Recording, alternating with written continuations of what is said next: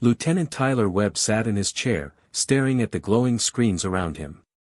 Station Omega-7 was the farthest listening post in the galaxy, floating in the cold darkness between stars. Most days, nothing happened here. Webb would drink his coffee, check the readings, and count the hours until his shift ended. Today was different. The warning lights started flashing red, and loud beeps filled the quiet room. Webb nearly spilled his coffee as he jumped forward, his hands moving quickly across the controls. In his 5 years working this job, he had never seen signals like these. "What in the world is going on?" he whispered to himself. The computer screen showed wave patterns he had never seen before. The signal was coming from deep space, but it wasn't like the usual radio chatter between planets. This was old, really old. The kind of communication style that existed before most of the current galactic civilizations even learned to write. Webb's training kicked in. He started recording everything and began trying to decode the message. The computer worked for several minutes before finally showing him the translation on his screen.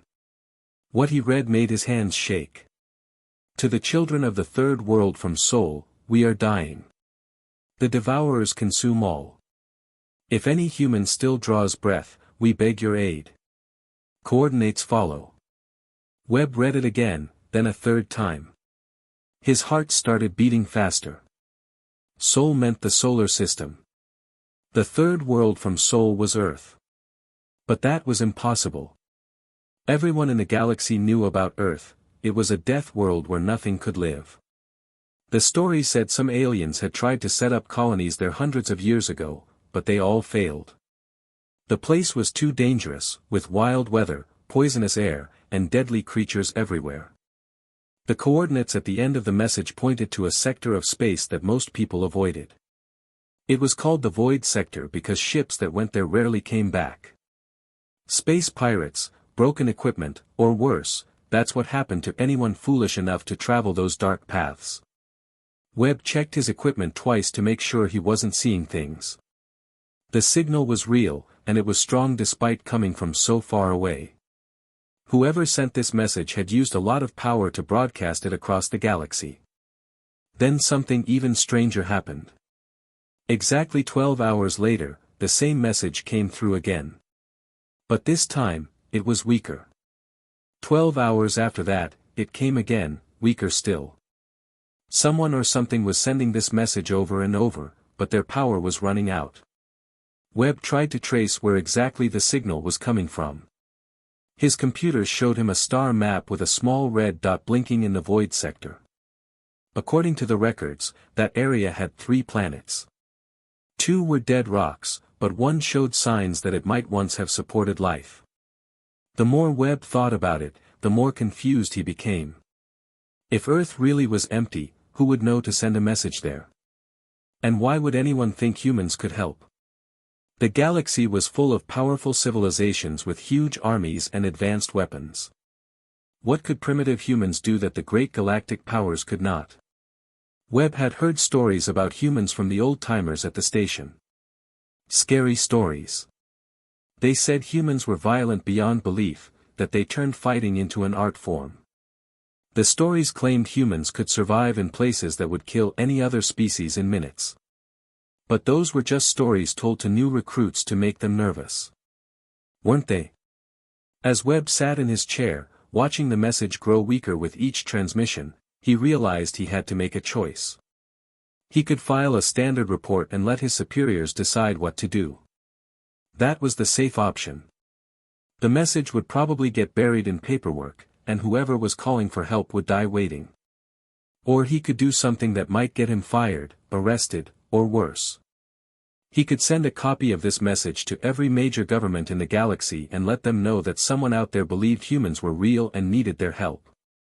The next transmission was so weak that Webb could barely read it. Time was running out for whoever sent this desperate call across the stars. They were dying, and they had put their faith in a species that the rest of the galaxy thought was just a myth. Webb made his choice and started typing. 3 miles beneath the Pacific Ocean, in a place darker than space itself, something stirred. Warning lights that had been dormant for 300 years suddenly began to glow. Deep inside a facility the size of a small city, thousands of sleeping pods started their wake-up sequence. Captain Blake Morrison felt the sharp sting of revival chemicals flowing through his body. His eyes opened slowly as the pod lid hissed and lifted away. The air was cold and tasted metallic. His muscles ached from the long sleep, but his mind was already becoming sharp and focused. Morrison sat up carefully, his body remembering the routine even after centuries. Around him, other pods were opening with soft whooshing sounds. Men and women in military uniforms began climbing out, stretching sore muscles and checking their equipment. "Status report," Morrison called out, his voice sounding rough and dry. Commander Rachel Hayes was already standing by her pod, reading information from a glowing screen. "Beacon protocol has been activated, sir. We have an incoming distress call from the void sector." Morrison's face grew serious. He knew what this meant. The Beacon Protocol was created for only one purpose, to wake humanity when someone in the galaxy truly needed their help. All around them, the massive underwater base was coming alive. Lights turned on in sections that had been dark for centuries. Computer systems booted up and began running diagnostics. The artificial intelligence that controlled everything, a system called Atlas, began speaking through hidden speakers in the walls. "Welcome back, personnel," Atlas said in a calm, electronic voice. "Current date, Standard Galactic Year 2387. You have been in cryogenic sleep for 312 years, 4 months, 18 days. Reason for revival, Emergency Beacon Protocol activated. Distress signal received from coordinates 847.3 by 229.7 in the void sector." Morrison stood up and walked to the main control station. His legs were shaky at first, but they grew stronger with each step. Other crew members were doing the same thing, moving around to get their blood flowing again. "Show me the message," Morrison ordered. A holographic display appeared in front of him, showing the translated text of the alien distress call. Morrison read it twice, his expression growing darker each time. "Someone's calling for humans specifically," Commander Hayes said, reading over his shoulder. "But sir, the galaxy thinks we're extinct. How could anyone know we're here?" Morrison was quiet for a moment, thinking. He remembered the day humanity made their great decision. After the war with the Hegemony Alliance, after seeing what humans could do when pushed to their limit, the leaders of Earth had chosen to disappear.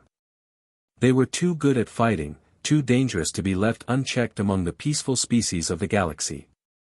So they faked their own extinction. They destroyed their colonies and made it look like their homeworld had become uninhabitable. Then they built secret bases like this one all over Earth, in ocean trenches, inside mountains, buried in deserts. They went to sleep, leaving only automated systems to watch the galaxy and wait. The promise they made was simple: if someone truly needed help, if innocent people were dying and no one else could save them, humanity would wake up and answer the call. "Sir," Hayes continued, "Atlas is showing me the threat assessment. These devourers the message mentions, they're not in any of our databases, but the energy readings from that sector suggest massive destruction. Entire solar systems going dark." Morrison nodded grimly. "How many of our people are waking up?" "All bases are reporting successful revival, sir. Mountain Base Alpha, 7 in the Rockies, Desert Base Beta, 4 in the Sahara, Arctic Base Gamma, 2 under the ice. Approximately 50,000 personnel total. And the ships?" Hayes checked another display. Fleet status shows green across the board. The automated maintenance systems kept everything in perfect condition. "We have 200 vessels ready for immediate deployment, including the heavy cruisers and the Dreadnought-class ships." Morrison felt a familiar weight settling on his shoulders. Command responsibility. The knowledge that lives depended on the decisions he would make in the coming hours. "Atlas," he called out. "Begin full base activation. I want everyone awake and at their stations within 6 hours. Start bringing the ships online. Understood, Captain. Shall I also send activation signals to the other base commanders? Yes. Tell them we're answering the call. Morrison paused, looking around at his crew who were now moving with purpose and determination. After 3 centuries of hiding, humanity is going back to work. The alarms in the Galactic Council chambers were so loud that Counselor Vextar had to cover his ears. Red warning lights flashed everywhere as technicians ran back and forth, shouting numbers and coordinates that made no sense. "What is happening?" demanded Chancellor Zeth Khan, the Council's leader. His blue skin had turned pale with worry. The head technician, a nervous-looking alien with 4 arms, was frantically working at multiple control panels at once. "Sir, we're detecting massive energy signatures coming from the Sol system. Ships are rising from the 3rd planet's oceans." "That's impossible," Vextar whispered, his voice shaking. "Earth is a death world. Nothing can live there. We proved that centuries ago." The main screen in the council chamber suddenly filled with images from their long-range sensors. What they saw made every counselor gasp in shock. Enormous ships, sleek and black, were breaking through Earth's ocean surface. Water cascaded off their hulls as they rose into the sky like metallic whales. "How big are those ships?" asked Counselor Mordeth, her crystal-like body flickering with nervous energy. "The largest one it's 12 kilometers long, sir," the technician stammered. "That's bigger than our entire home defense fleet combined." The counselors began talking all at once, their voices mixing into a wall of panic and confusion. Some demanded military action. Others wanted to hide. A few suggested trying to negotiate, though no one knew what they would say. Then the main screen changed. The image of the ships was replaced by a human face. The alien counselors had never seen a real human before, and they were surprised by how ordinary he looked. He had gray hair, weathered skin, and tired eyes. But there was something about his expression that made them all fall silent. "Galactic Council," the human said in a calm, steady voice. "This is Admiral Nathan Bradley of the Human Defense Fleet. We have received a distress call and are responding accordingly." Chancellor Zeth Khan recovered first. "Admiral Bradley, there must be some mistake.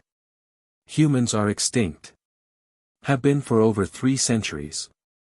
Bradley's mouth curved into what might have been a smile, but it wasn't a friendly one. "Reports of our death have been greatly exaggerated, Chancellor. We've been monitoring galactic communications, and we received a call for help from the Kethmori. We're moving to assist them." But that's impossible," stuttered Counselor Vextar. "We have records. Earth became uninhabitable. The atmosphere turned toxic. The weather became too violent for any species to survive." "Your records are incomplete," Bradley replied simply. "We let you believe what you needed to believe." The implications of this hit the council like a physical blow. If humans had been alive this whole time, if they had been watching and listening, what else did they know? What other secrets were they keeping? "Admiral," Chancellor Zeth Khan said carefully, "we appreciate your willingness to help, but the situation in the Void sector is extremely dangerous. The Devourers are unlike anything we've ever faced. Perhaps we could find a diplomatic solution." Bradley's expression hardened. "Diplomatic solution?"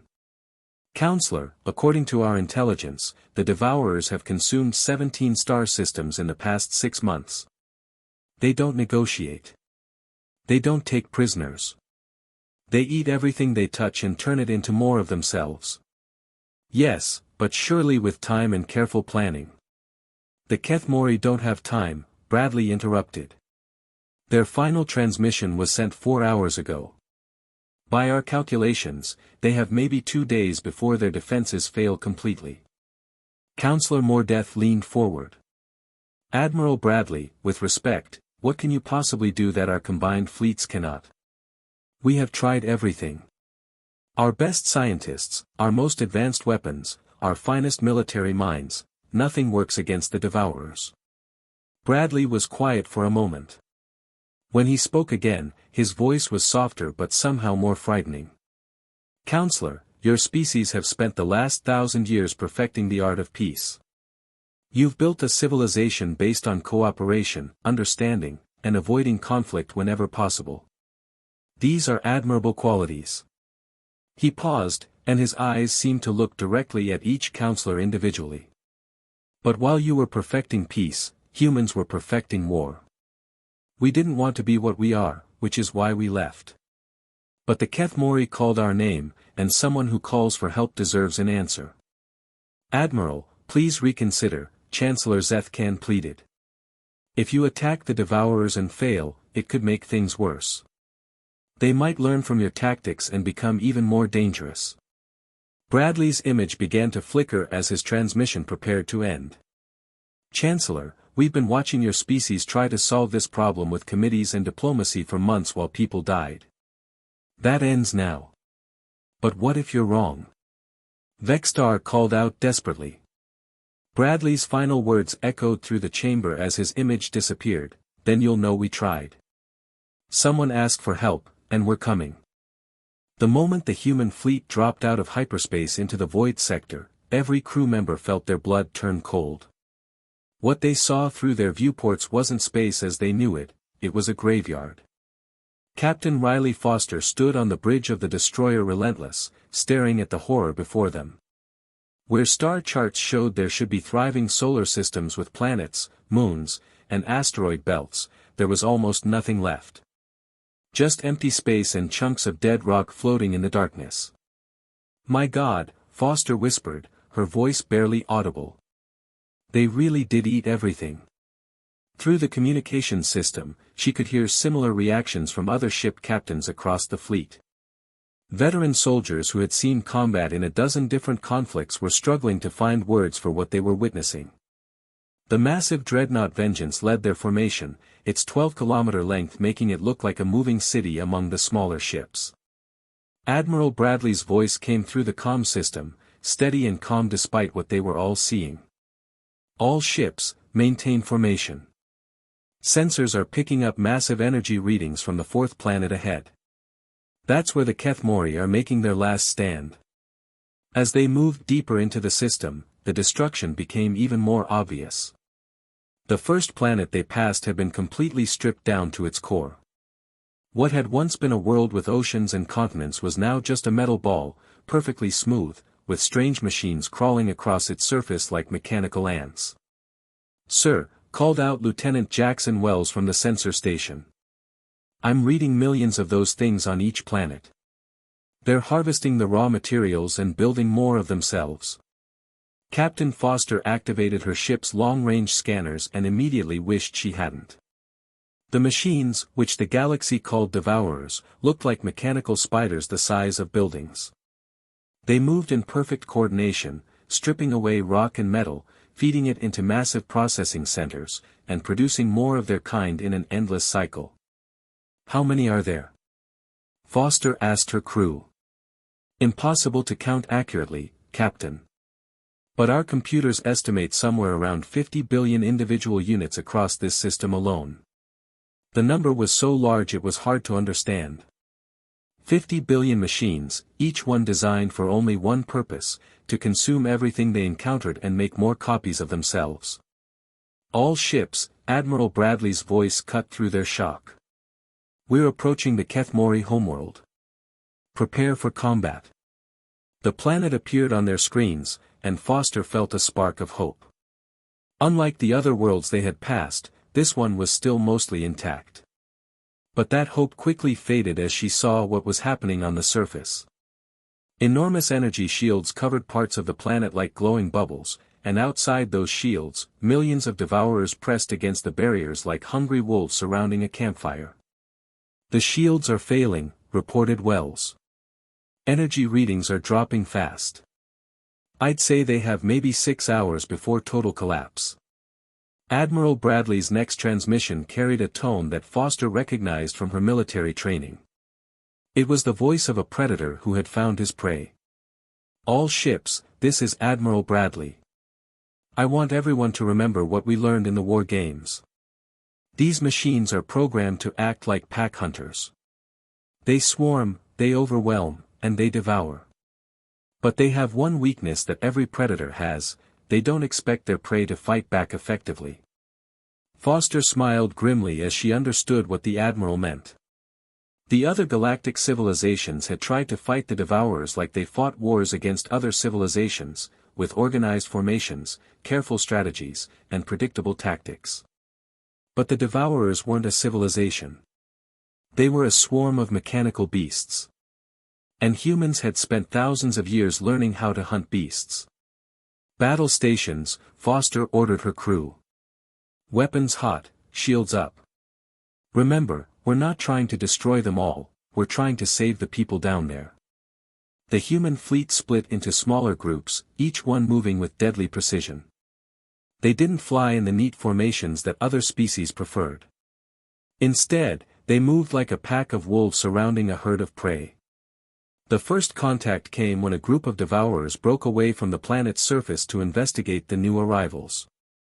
Foster watched as the lead ships opened fire, their weapons designed specifically for this kind of target. Instead of trying to match the machine's numbers, the humans used their intelligence against them. Target their command nodes, Bradley ordered across the fleet. Make them stupid, then make them dead. The battle that followed was unlike anything the galaxy had ever seen. Where other species had tried to fight honorably and failed, humans fought with calculated brutality. They used the Devourer's own programming against them, leading them into traps and turning their strength into weakness. Foster watched her tactical display as group after group of Devourers fell for the same tricks that had worked on Earth's predators for millennia. The machines were smart, but they weren't cunning. They couldn't adapt to an enemy that fought like they did, without mercy or hesitation. The crystal city of the Kethmori looked like something from a dream. Towers made of living crystal stretched toward the sky, each one humming with soft musical tones. Admiral Bradley walked through halls that seemed to be carved from pure light, his boots making the only hard sounds in a place where everything else whispered or sang. The battle was over. The Devourers were destroyed, their mechanical bodies scattered across the system like broken toys. The human fleet had done what no other military force in the galaxy had managed to do: they had stopped the swarm completely. Now Bradley stood before the survivors, feeling strangely small despite his victory. The Kethmori were ancient beings, older than human civilization by thousands of years. They looked like sculptures made of living crystal, their bodies catching and reflecting light in ways that hurt to look at directly. Elder Zarthel stepped forward, her crystalline form chiming softly with each movement. When she spoke, her voice sounded like wind blowing through crystal caves.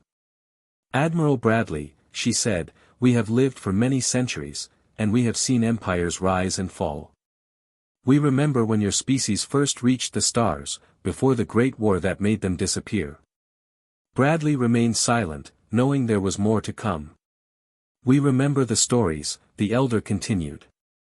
"How humans fought so fiercely in that ancient war that they frightened themselves. How they chose to vanish rather than become conquerors. We thought it was legend, but now we see the truth." Other Kethmori gathered around their leader, their crystal bodies creating a symphony of soft musical notes. They moved slowly, gracefully, like beings who had never known the need to hurry. "You came when we called," Elder Zarthel said. "Not for profit, not for territory, not for power. You came because we asked for help. This is something we will not forget." In the background, holographic displays showed that the Galactic Council was watching this conversation. Bradley could see the nervous faces of various alien leaders, all wondering what would happen next. The elder turned toward the holographic displays, addressing the council directly. "We propose something new. A compact between the Kethmori and humanity. Let the humans patrol the dark spaces between civilizations. Let them be the sword that protects those who cannot protect themselves." Chancellor Zethkan's image flickered on the main display. "Elder, with all respect, humanity has been absent from galactic affairs for centuries. How do we know they can be trusted with such responsibility?" Elder Zarthel's laugh sounded like crystal bells ringing. "Chancellor, they have just proved their trustworthiness. They could have demanded payment, territory, or political power as reward for saving us. Instead, they ask for nothing except the right to help others who call for aid. Bradley stepped forward. We accept the Elders' proposal, but with conditions. We remain independent. We don't answer to any government or council. We don't get involved in your politics or your trade disputes. But when innocent people are dying and no one else can help them, we'll come. The council members began talking among themselves in worried whispers. The idea of an independent human military force roaming the galaxy made them nervous. Admiral, Counselor Vextar said carefully, how can we be sure you won't use this freedom to build an empire? How do we know you won't become the very thing you once chose to avoid? Bradley was quiet for a long moment, looking around at the crystal city that still bore scorch marks from the recent battle. Because we've had 300 years to think about what we are and what we want to be. We could have returned as conquerors any time we wanted. Instead, we stayed hidden until someone needed our help. He turned to face the holographic displays directly. We're not interested in ruling anyone. We're interested in making sure that when something like the Devourers comes again, there's someone ready to fight it. Elder Zarthel moved closer to Bradley, her crystal form glowing brighter. The compact is sealed, Admiral. We will spread word throughout the galaxy. When the darkness comes, when evil threatens the innocent, they will know to call for the humans.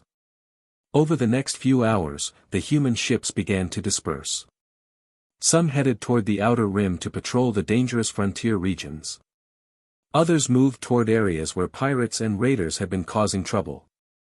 The massive dreadnought Vengeance prepared to return to Earth, where new crews would be awakened and trained. As Bradley prepared to leave the Crystal City, he activated the fleet's communication system one final time. His message would be broadcast to every inhabited world in the galaxy. This is Admiral Bradley of the Human Defense Fleet. 300 years ago, our species chose exile because we were afraid of what we might become. Today, we choose to return because we've learned what we want to be. He paused, looking out at the stars through the crystal walls. We are the children of a harsh world that taught us to survive anything. We've decided to use that strength to make the universe a safer place. We don't want your territory, your resources, or your submission. We only want to help when help is needed. His voice grew stronger as he continued. To those who would harm the innocent, know this, we are watching. To those who need protection, remember this, when the darkness comes for you, when no one else can help, call our name. We will answer. The human ships began jumping to hyperspace, disappearing one by one until only empty space remained. The galaxy would not see them again until someone, somewhere, desperately needed their help. They had become legends once more, but now they were legends with a purpose.